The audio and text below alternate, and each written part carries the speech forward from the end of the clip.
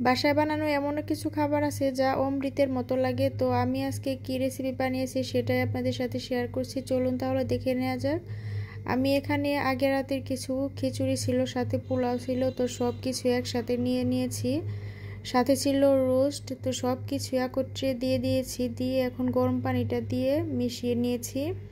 নিয়ে এখন আমি চুলায় বসিয়ে দিয়েছি।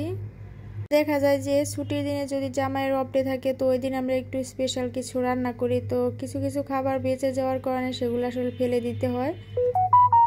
আর ওই খাবারগুলো যদি ফেলে না দিয়ে আমরা এরকম পাঁচমিশালি খিচুড়ি রান্না করি তাহলে খেতে কিন্তু অনেক বেশি ভালো লাগে। আর এই তো কথা বলতে বলতে আমি কিন্তু শসা কেটে নিয়েছি সালাদ হিসেবে খাওয়ার জন্য। তো এইদিকে আমার খিচুড়িটা দেখতেই পাচ্ছেন বলক উঠে পড়েছে।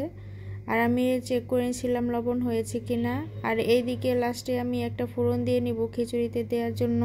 ফোড়নে পেঁয়াজ রসুন কুচির সাথে শুকনো মরিচ দিয়ে আমি এখানে ব্রাউন কালার করে খিচুড়িতে দিয়ে দিচ্ছি।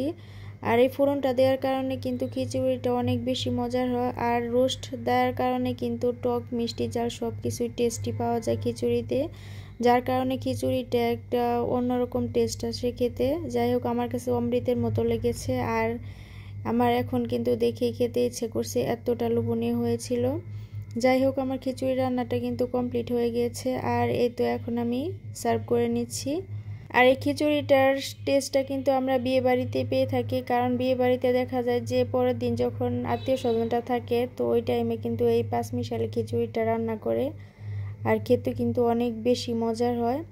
আর এই তো আমি আমার প্লেটারটা সাজিয়ে নিয়েছি লেবু শসা দিয়ে, সব কিছু দিয়ে এখন মিশিয়ে খাচ্ছি।